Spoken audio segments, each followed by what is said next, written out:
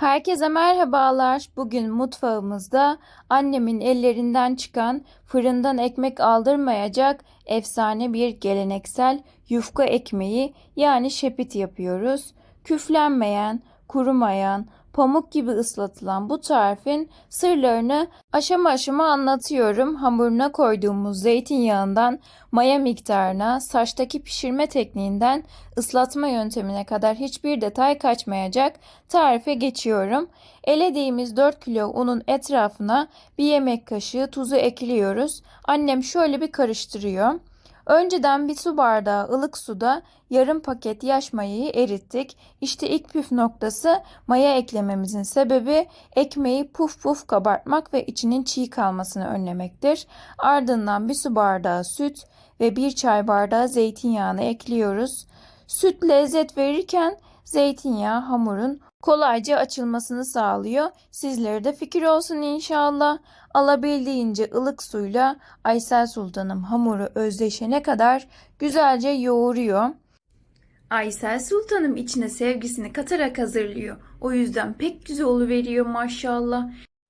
Kanalımıza abone olmayı, beğenmeyi, kaydetmeyi ve yorum yapmayı unutmayın. Videoyu beğenen elleriniz para görsün. Aysel Sultanım tüm gücünü vererek hamuru güzelce yoğurdu. Şimdi yoğrulduktan sonra üzerini kapatıyoruz. Biraz dinlendiriyoruz. Çünkü dinlenen hamur kendini salar ve çok daha rahat açılır. Aysel Sultanım'dan ben bu şekilde öğrendim.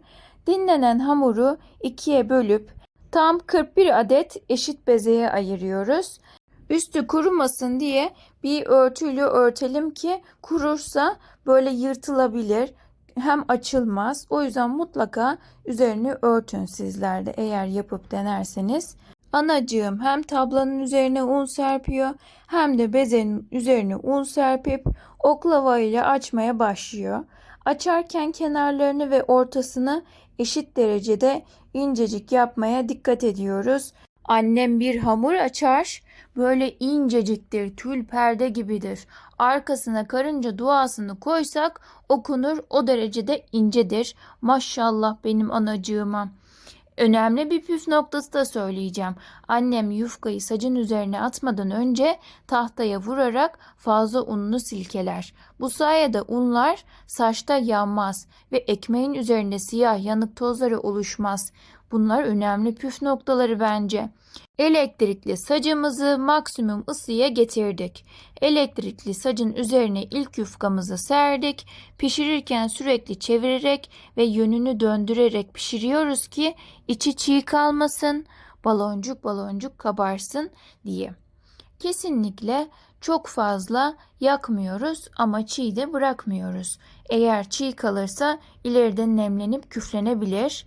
Her yufka pişirdikten sonra da sacın üzerini mutlaka kuru bir peçeteyle silelim. Çünkü eğer silmezsek yeni gelen yufka böyle yanıksı yanıksı olur o kalan un tozlarından sonra. O yüzden mutlaka silmeye özen gösterelim. Pişen yufkaları ise nemli kalması ve kurumaması için temiz bir masa örtüsünün arasına aldık biz. O kısımları gösteremedik. Kameramızın yetişmediği kısımda sonda göstereceğiz inşallah. Tüm yufkalarımızı Aysel Sultan'ım bu şekilde hazırlıyor. Ben de yardımcı oldum. Eğer canlı videomuza katıldıysanız canlı yayınımıza orada da görmüşsünüzdür. Ben de anneme yardım ettim. Ben şimdi çekim yapıyorum. Annem hem açıyor hem de pişiriyor. Bizi nereden izliyorsunuz? Yorumlara yazarsanız bizler de öğrenmiş oluruz. Yurt içi ve yurt dışı herkese selamlar gönderiyoruz. Bu arada Aysel Sultanım yufkayı pişirirken ben de sizlere bir şey söylemek istiyorum. Her gün canlı yayın açıyoruz. Annemin tariflerini canlı canlı seyretmek isterseniz canlı yayınlarımıza katılarak bizlere destek olabilirsiniz. Eğer katılamazsanız da sonrasında da izleme imkanınız var. Canlı bölümünden izleyebilirsiniz. Bu arada canlı yayınlarımızı sessiz açıyoruz. Bazı seyircilerimiz soruyor. Evimizde ses olduğu için sessiz açmak zorunda kalıyoruz. İmkanımız olduğunda sesli açıyoruz. Şöyle ben de sacımızın üzerini temizleyip pişirmeye başlıyorum. Bu son yufkamız. Sonrasında tüketme aşamasında ne yapacağımız ve saklama koşullarını söyleyeceğim sizlere. Bu arada mutfağımızdan da küçük küçük detaylar koydum. Kesinlikle gösteriş değildir. Sadece bizler bir aile olduğumuz için bizleri merak ediyorsunuzdur. Çalışma alanlarımızın pis mi, temiz mi olduğunu merak ediyorsunuzdur diye aralara kısa kısa eklemeye çalışıyorum. Beğeniyor musunuz? Lütfen yorumlara yazarak bizlere destek olun. İzlediğiniz için göz hakkınızı helal ediniz. Biz yufka ekmeği deriz. Lavaş ekmek diyenler de var. Şepit diyenler, tere ekmek diyenler de var. Sizler kendi yörenizde yufka ekmeğine ne diyorsunuz? Yorumlara belirtin lütfen. Hem bizlere yeni bir bilgi olmuş olur hem de takipçilerimize öyle. Biz bunu elektrikli sacın üzerinde yapmadığımızda ocakta da yapıyoruz. Ocakta da olabilir yani illaki elektrikli saç olması gerekmiyor. Tüplü ocağın üzerinde de olabilir. Yani elimizdeki imkanlarımıza göre. Bakın dediğim gibi tüm yufkalarımızı böyle pişirdik. Hep üzerini örttük. Kurumaması için, nemli kalması için. Tüm yufkalarımızı pişirdikten sonra sıra geldi tüketeceğimiz kadarını yumuşatmaya. 10 tanesini sofra bezinin üzerine alıp elimizle önünü ve arkasını güzelce ıslatıyoruz. Annem bu şekilde ıslatıyor tek tek. Bakın bir bu yüzünü ıslatıyor, bir de çeviriyor, diğer yüzünü ıslatıyor. Sonra o ıslattığı yufkanın üzerine koyuyor onu. Sonra yenisi geliyor, yine onu aynı şekilde yapıyor.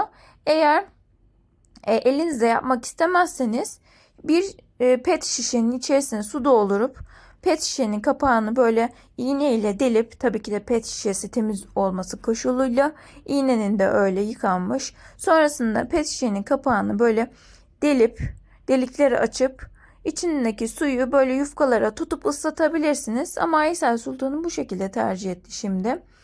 O şekilde de yaptığı var. Bazen büyük bir tepsinin içerisine su doldurup böyle eliyle su döküyor veya yufkayı içerisine koyuyor da ıslatıyor.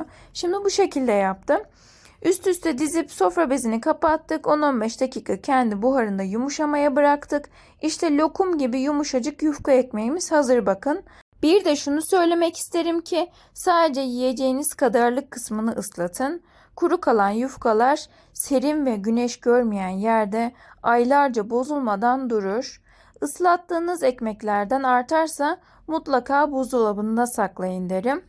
Bunu yazdan yapıp kışa da saklayabilirsiniz, çokça yapıp veya kışın yapıp Ramazan geldiğinde de tüketebilirsiniz. Gerçekten hem pratik oluyor hem de hazır ekmeklerden daha lezzetli ve daha ekonomik oluyor. Ev bütçesine de katkı sağlamış olursunuz böylelikle. Annelerimizin hakkı ödenmez. Bilmeyenler olabilir. Aysel Sultanım benim aslında teyzem, benim annem rahmetli oldu. Beni Aysel Sultanım, Aysel annem büyüttü. Ondan Allah razı olsun. Aysel Sultanımı Rabbim bana bağışlasın. Uzun ömürler versin inşallah. Onu çok seviyorum. Yani emeklerine sağlık. Gerçekten hep emeklerini tüketiyorum.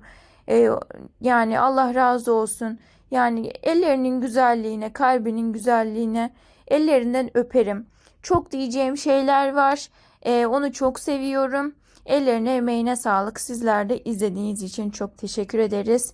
Yani yorumlarda fikirlerinizi, görüş ve önerilerinizi belirtirseniz seviniriz. Deneyecekleri şimdiden afiyetler olsun.